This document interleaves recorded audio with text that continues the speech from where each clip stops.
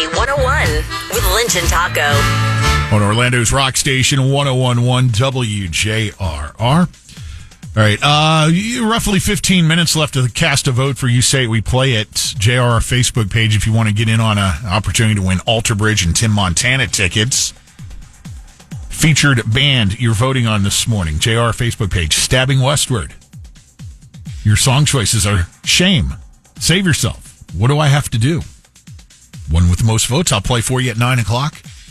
Then I'll randomly pick someone who votes, take you all of about 2 seconds, and send you to the show, right, with Alter Bridge and Tim Montana. JR Facebook page, 15 minutes. Taco will be back on Monday, by the way. I keep getting folks, coming in throughout the morning. What's with Taco? Is everything all right, guy? Yeah, everything's fine. He had this cruise planned for a long time, and he's on it right now, and we'll return on Monday. All right. I say this, and I want to preface this story. I am born and raised in this state of Florida. That said, and I'm on the record, and I know some of you think I'm nuts when I say this, I'm sketchy about swimming in the ocean. I'm super sketchy about swimming in any lake in the state of Florida. In fact, I won't. Closest I'll get is maybe a swimming area at a springs. For obvious reasons. And if you think I'm being a big wuss over that, okay, that's fine. But this next body of water, hell no.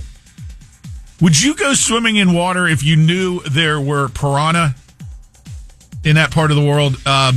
People do.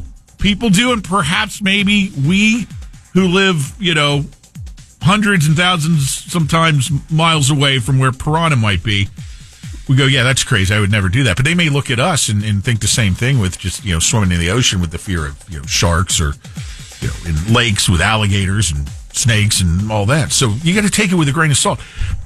46 swimmers attacked by piranha. This happened a couple days ago in Argentina. Victoria is the city in Argentina. Ironically enough, the river that the piranha are in is called the PIRANHA River. It's not spelled the same as piranha, but it looks like the pronunciation is similar. If that's not a big enough red flag for you, I don't know what. No one was killed, but everybody was seriously wounded, I guess, of the 46. And the piranha do not discriminate. Kids, men, women, elderly. If you were in the water, these fish got riled up and, did their thing. First responders and doctors reporting that everybody had large chunks of flesh bitten away. Now, all of that said, please do remember, I love boating because a boat is on the water and not in the water. And it's someone else's boat, not mine. Piranha, infested waters, no. Hard pass. No, thank you. Let's go up to Wisconsin. Wadawassa. If you're from Wisconsin and I'm saying Wadawassa wrong, or Osa, I'm sorry. There is a restaurant there called Golden Nest Pancakes and Cafe. I guess it's mainly a breakfast joint. I guess a few months ago, a sign went up in the window that basically says, if you smell like marijuana, do not come in here. You are not welcome. Sign was placed by the guy who operates the restaurant after numerous customers complained about a skunky smell from time to time in the restaurant. Okay. See where this is going. So the sign said, please do not enter if you smell of marijuana. Golden Nest Pancake and Cafe is a family restaurant, and this is unappealing while guests are dining. It's your restaurant? Fine. Okay.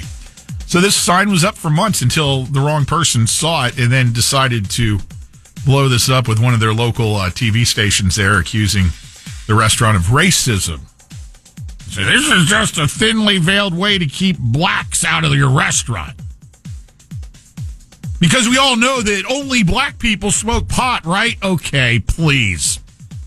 Can we give the race card a rest just for once? Just for once. Although another customer made a really good point, and I agree with this. Why don't you just put up a sign that says if you smell of smoke?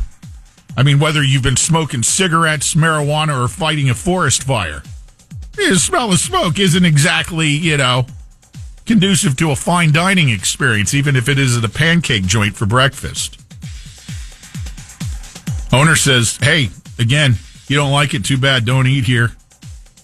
And the sign's going to stay up for now, despite the attempted public shaming. And speaking of public shaming, that brings me to this. We all are intimately familiar with the infamous Coldplay kiss camera situation that unfolded last April at a Coldplay concert when a couple was caught in embrace during the show on the Coldplay kiss cam, and lo and behold, turns out, yes, I guess they were a thing, but their other halves didn't know that they were a thing, so we had a cheating situation going on. Chris Martin kind of even alluded to it as they tried to shy away from the camera. They must be in an affair or something. Well, turned out it was what it was, and the couples, the two individuals were identified. And the woman who was there is 53-year-old Kristen Cabot. She literally became an internet meme after she and her married boss, Andy Byron, were just, engulfed in this sensation. And it was a big thing for a couple weeks, right? And it was, everybody was talking about it. Now she claims that the public shaming has made her unemployable.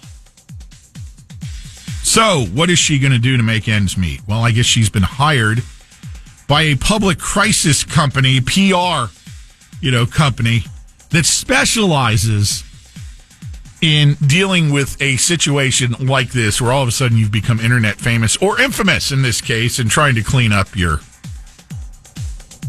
reputation.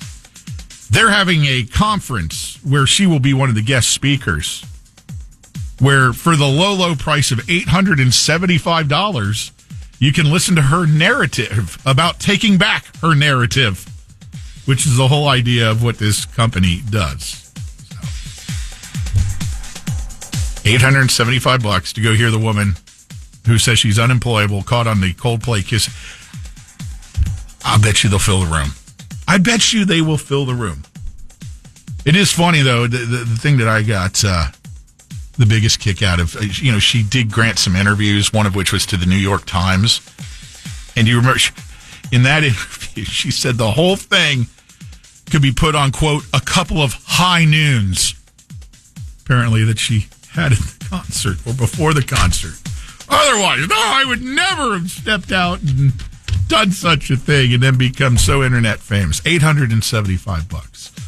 Hey, not a bad rate if you can get it. Good luck there. Cabot, whatever your name is. Have a kiss? I'm kidding. Follow the Mornings, everything that rocks all day. This is 101.1 WJRR, Orlando.